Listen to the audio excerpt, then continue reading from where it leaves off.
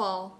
And if you listen closely enough, you can actually hear the stampede of New Yorkers traveling out of the city to pick their apples. And I'm one of them. I have an abundance of apples. So today we are going to make one of my favorite apple recipes, and it happens to be a baked good. Do I like baking? Kinda. Am I good at baking?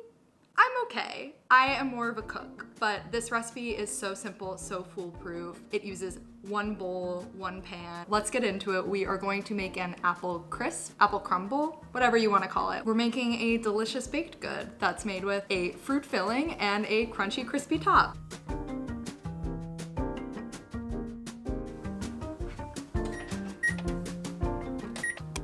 Normally the recipe calls for 6 apples, but you can see I have these little kind of baby guys. I feel like this is a very common thing if you went apple picking, to have some irregulars or small guys. So I'm just gonna use, let's see, I think 7 or 8 of these, the equivalent of 6 medium apples. It'll probably be about 6 cups of diced apples. So I'm gonna give these a peel, get them cored, get them chopped into bite-sized pieces, and then we'll go from there. Okay, we are going to start getting our filling put together now. It's the apples going into the bowl, reaching for the apples.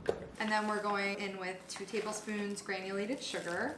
You could probably skip this if you're not a huge fan of very sweet. I always like to add a little bit of cornstarch to any of my crumbles. Apples have a lot of pectin, which is the thing that makes a crumble, crisp, pie, whatever it is, get that gooey, delicious texture. A little bit of cornstarch just aids in that. Because apples have so much of that pectin, I'm only going in with a tablespoon of cornstarch. Half a teaspoon of some cinnamon. Cinnamon on my beige sweater. I'm a stained gal. It's just how I am. Anyway, we've got half a lemon that we're gonna juice right into this. And we're gonna use the tool that I think everyone needs to be using in the kitchen, and that is my hands. I'm gonna use my hands to just give this a little mixy mix.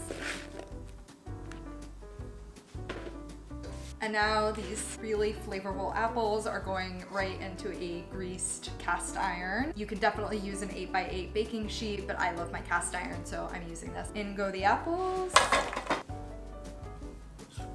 And now in the exact same bowl where we dealt with our apples, we're going to make our crisp topping. I'm not even going to rinse it out. It's a little juicy, but that's totally fine. We love a juicy topping. The topping is actually equal parts brown sugar, all-purpose flour, and rolled oats. We're using 3/4 cup of each of those ingredients, plus a few extras. I'm gonna add half a teaspoon of cinnamon, a dash of salt. I am a huge believer that you must have salt in your desserts. And then we're gonna cut in some of the butter that we use to grease our pan. I'm going to show you the method that I use that requires no pastry cutter. Do you have a pastry cutter at home? I don't, and I do this professionally, so. All right, I've got my handy dandy rubber spatch. I'm just giving the topping a little pre-mix. And now let's do the butter, which I have cut into 1/4 inch-ish cubes. There's a little residue on there from the cast iron. We don't really mind that. This recipe is rustic. Let's just call it rustic. What we're gonna do is get the butter now into this bowl, toss to coat the butter, and we're gonna get in there with our hands. I've got clean hands, I've removed my rings, so I am ready. Let's get a little dirty. So all I'm doing now is taking each smaller piece and smushing it between my fingers until it's flat, until all of them have been smushed. Now I'm gonna go in with a little bit of a stronger grip.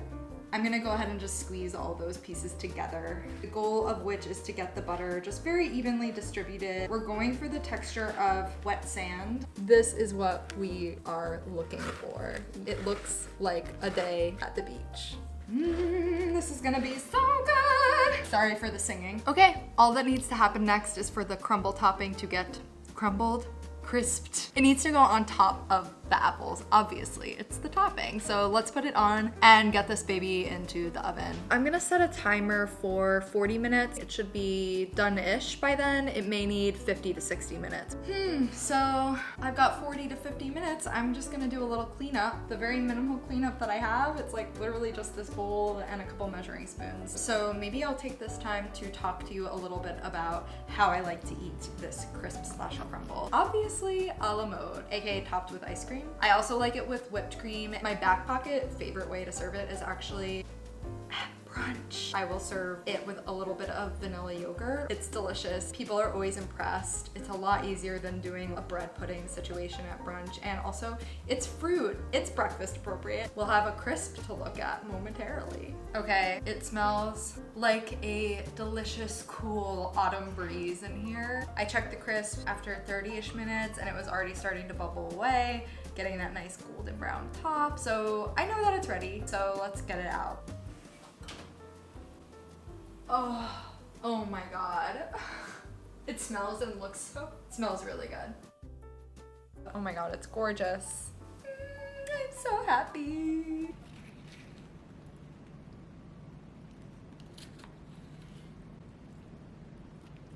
Oh, it smells so good. I'm already digging in.